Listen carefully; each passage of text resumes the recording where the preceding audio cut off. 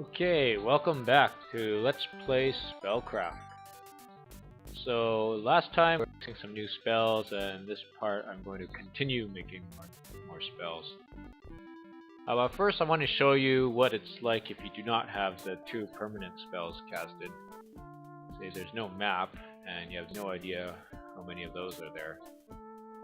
So two of the spells that I'm going to mix from the second level will reveal the map and tell us how many treasure chests are in the area. So the first one, we could have casted this a long time ago because it's an earth spell, and we knew our level 2 earth word for a while now.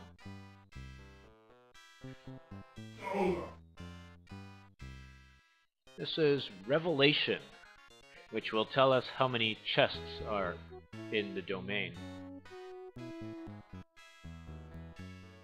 And its counterpart, which is the exact same makeup, same ingredients, 9, 5, 14, and 2 of those acorns. But using the level 2 other word, we get read map, which tells us what the terrain looks like, so we can map the whole place out. So just for proof, I wonder why it does that. So now that we've made those two spells by ourselves, we have both the map and the number of enemies and number of treasure chests. So our mentor said before we casted it, he would cast it on us. Now he doesn't have to cast it at all. So we're a bit more independent.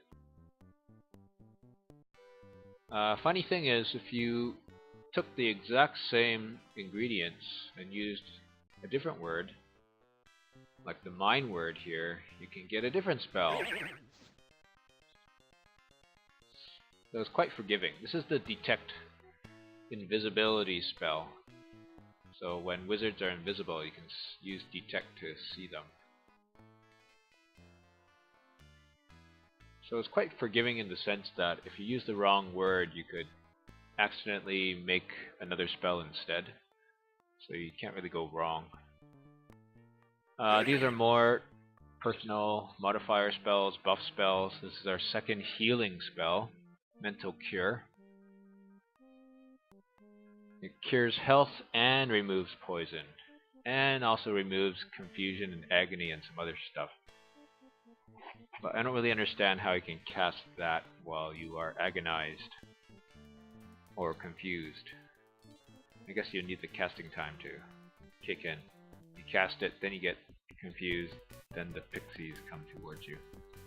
But that takes kind of foresight, so kind of strange. Moving on to defense spells. This is wrong number of stones here. This is a magic shield. Kind of a useless spell because we already have the barriers, the air magic field. Why do I need a magic shield? It does the same thing for a lot more of the cost. But again, the exact same ingredients with a slightly different word will give you the Mind Shield. So this shield will actually block illusions, the ghosts. The physical ones, like the barriers, they do not block the ghosts, just the orcs and undeads. Mind shields block everything. Okay, onwards to some attack spells.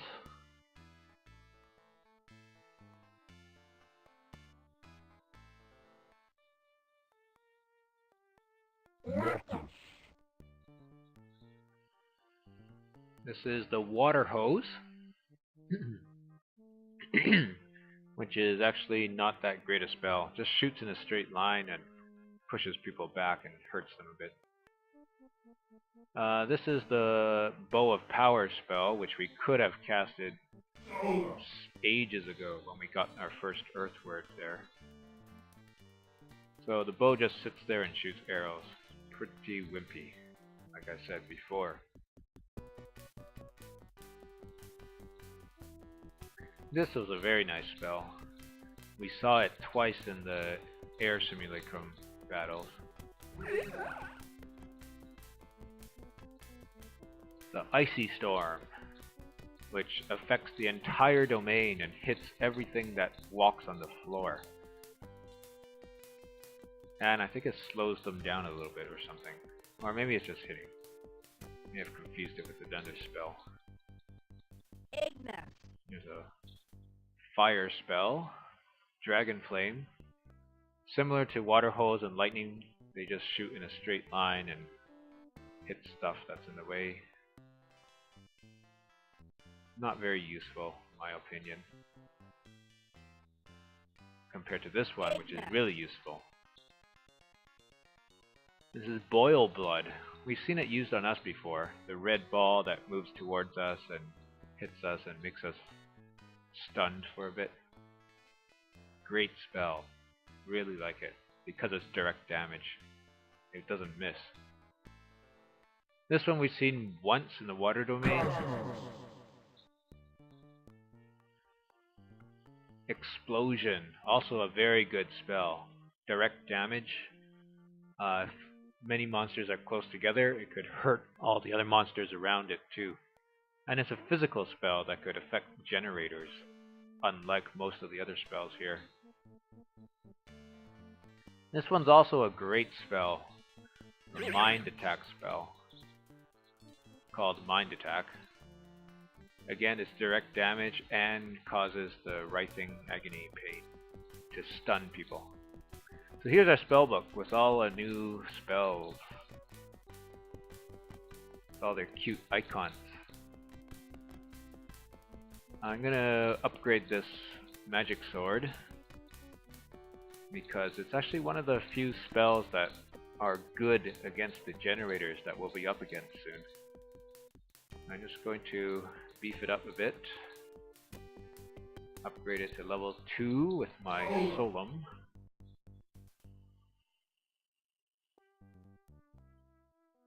Let's look at the attributes.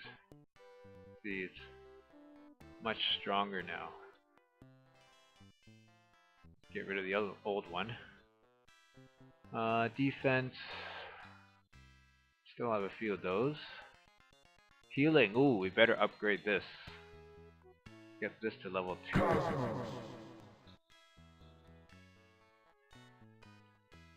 So this will heal 160 health. Double the effectiveness. Cure poison, we already have 1. Well, 2 now with mental cure. Magic wings, we should upgrade this. It'll last longer at level 2. Get rid of the old one. Water breath. Oh, we have none of those, so let's just get 2 more or so. No transforms yet. Here's all our terrain spells.